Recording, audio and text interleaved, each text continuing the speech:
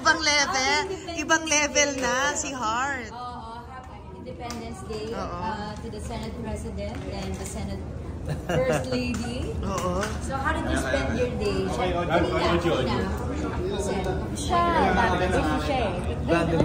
I just attended the Vandenberg. Okay. And Heart?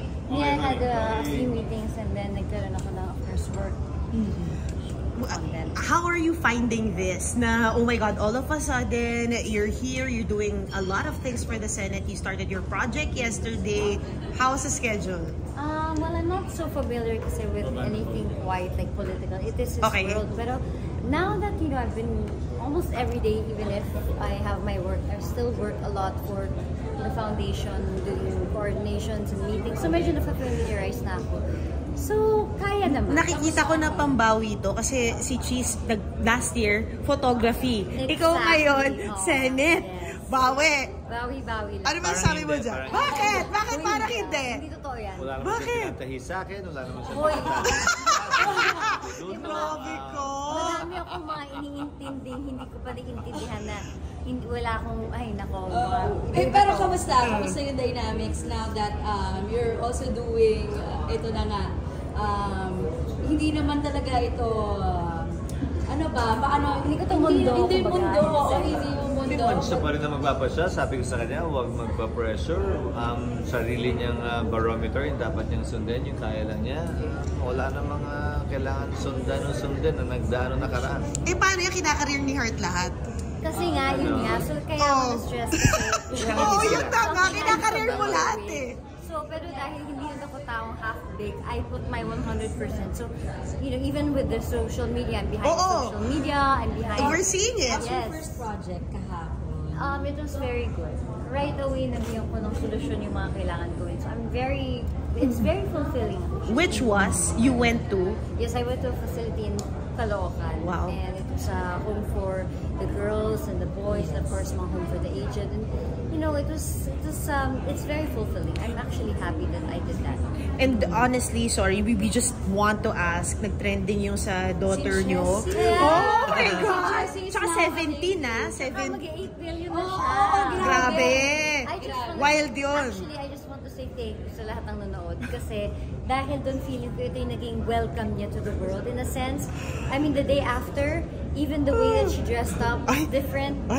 She was more confident. She's very shy. Confident, but still in a very wholesome, sweet way. So, thank you kasi it gave her a boost of confidence that she needed. Ikaw ba ang go-to ni Chelsea talaga pag may mga event na ganyan? Tita Heart. Alangan naman ako. Yes. Alangan naman ako. Oo! Diba? Career, ganda. Michael Leyva. Michael Leyva, diba? So, tinutukan ni Michael Leyva yung damit.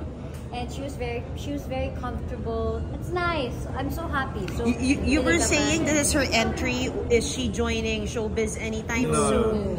Bakit no? Parang hard no yun ah. Si Senator parang no. No, pero fashion. She wants to celebrate her 17th birthday, not her 18th. Okay. Kasi panay siya ng 17th. Yun na nga, kasi yung music, di ba? Okay. May grand celebration. It's in honor lang of the 17 favorite band yung, she likes. Oo. Kasi yun ang background music. Yeah. And then na-convince niya yung kanyang twin brother na 17 na lang din yung celebrate. Wala namang libong lalaki. Choice. Wala namang libong lalaki. Yeah. Si Bryce ang naging Oo nga, cutie. Kasama namin siya, I left my heart resourceful. So, friend naman din namin siya. And then now, mag-enchanted sila. They're all friends, even Tino. So cute. Super cute. I'm happy for them. You may curfew ba? May send ng Wala naman, nag-dinner lang kami with his mom bago ang lahat. Oh my God! Naku, parang nakakatakot ka, Senator Cheese. Hindi naman, nag-dinner ano lang sabi mo? naman. Parang nakakatakot, nag-dinner kami. Ay, Nag-dinner lang kami. oh my gosh. Ano sabi ng Senate President? Diba? Parang, oh my gosh. Late dumating. Late dumating. Ako yung late dumating. Ah, ikaw. Medyo mas mahigpit ng slide. Oo. Medyo usi ako sa oras ko. Uwi, ganyan. Okay. Also yung mga other girls and stuff like that. You know, I make sure about bullies and mga very, very protective when it comes. Si Kino ba nagpe-prepare? May prom din ba siya? Nag-prom na siya. Pero mahihain siya. Pero meron siyang meron kaming something para sa kanya. Heart, Hindi na siyang varsity ng ano. you're going to Fashion Week? Yes. Yes? Ano nga abangan namin? Same thing, you know. Pero it's a bit busy din this season. But medyo hindi ko pa masyado siya pinaplano kasi I'm so busy now. Oh. But you know, I'm for sure mag-i-enjoy ako. But I leave already. I think Basta ako, hindi na tomorrow. ako pwede doon.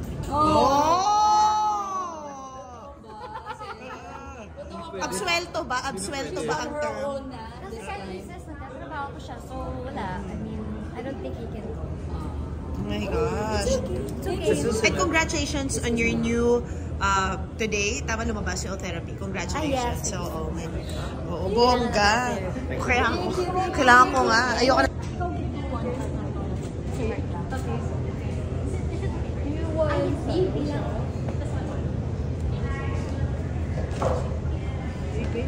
Alright, hold it. Okay, not smiling. Here's